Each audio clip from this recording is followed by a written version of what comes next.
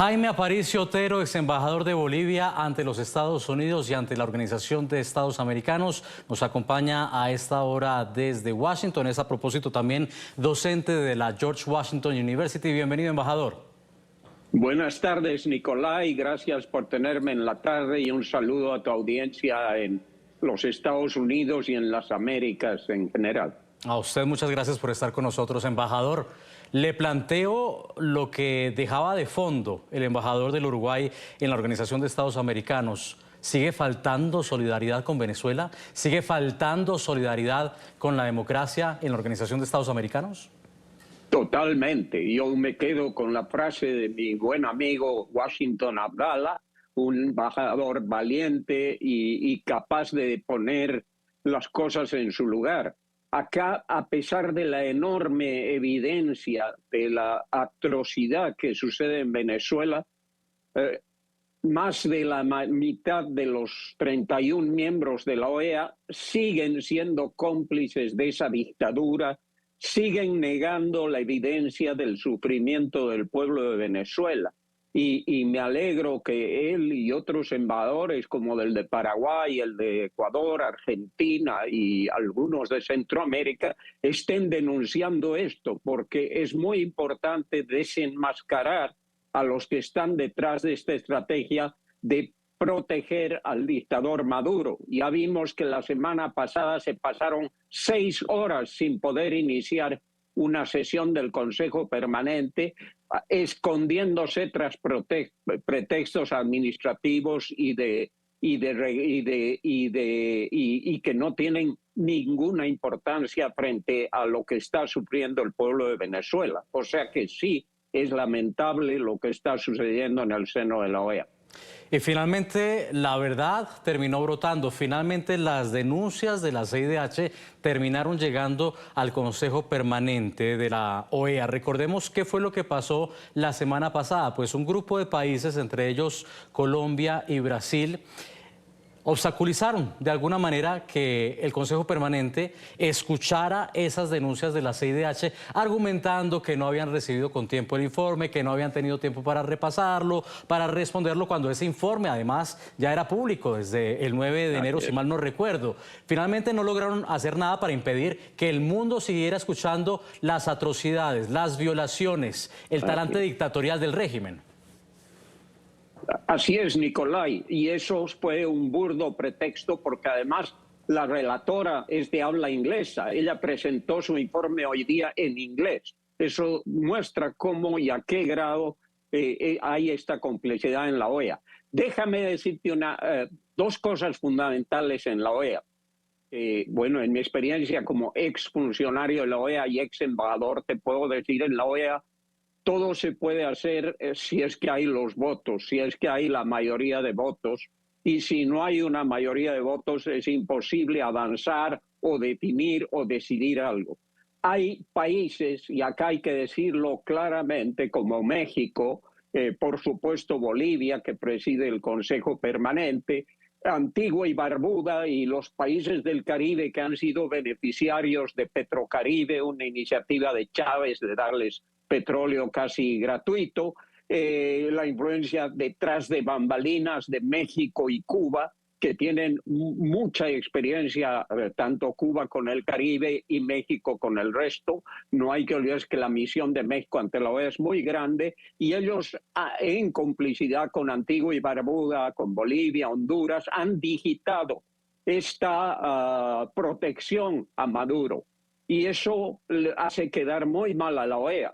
Al menos el secretario general se ha pronunciado contundentemente hoy día, se ha pronunciado la CIDH y 14 países han presentado una declaración, ya que ha sido imposible aprobar una resolución. Y es muy importante que la gente conozca porque ya no es posible, como ha dicho el embajador uruguayo, no es posible que ante tremenda evidencia de terrorismo de Estado, crímenes extrajudiciales, violación de derechos humanos de todo tipo, arrestos domiciliarios, violaciones, arrestos de niños, fraude electoral. ¿Qué más quieren para seguir protegiendo a esa dictadura. Es bastante incomprensible e irracional lo que está sucediendo en la OEA. Embajador, efectivamente, como usted lo decía, pues hace unos días 14 países de la Organización de Estados Americanos habían firmado, incluyendo Estados Unidos, una declaración rechazando esa ilegítima investidura falsa, además de Nicolás Maduro, al frente de Venezuela. Usted lo planteaba, ¿qué más hacer? Es que usted me corregirá, usted me responderá, pero es que ya cuando utilizan como escudo, como excusa esa falacia de que por favor muéstrenos las conclusiones de un órgano independiente, por favor muéstrenos las conclusiones de un actor neutral, pues es que eso ya se ha caído, porque es que de todas partes hemos escuchado de la CIDH, del Centro Carter, que allí hubo un fraude electoral, que allí las elecciones no fueron ni libres ni justas y simplemente el que no quiere escuchar, no quiere escuchar. Así es, tienes toda la razón, es eso. Quieren negar la evidencia. Y ¿sabes qué es lo más grave, Nicolai? Que la OEA, desde el protocolo de Washington a fines del siglo pasado y la Carta Democrática, tiene como elemento central. La OEA es un foro político cuya misión fundamental es la defensa de la democracia y la defensa de los derechos humanos.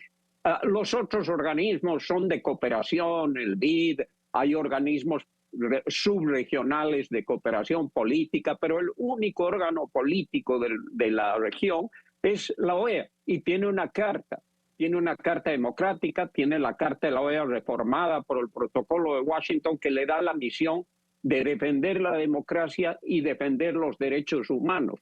Por eso es tan absurda esta actitud de estos países, porque además no solo le dan esa misión a la OEA y al Consejo Permanente, sino que le dicen qué significa la democracia, qué significa elecciones libres y transparentes, independencia de los poderes del Estado, significa libre pensamiento y libre expresión, significa la igualdad de las partes en un Estado, el respeto a la individualidad, el respeto a las reglas de juego de la democracia, una justicia que funciona, que es autónoma, un órgano electoral que es un poder completamente autónomo, etcétera.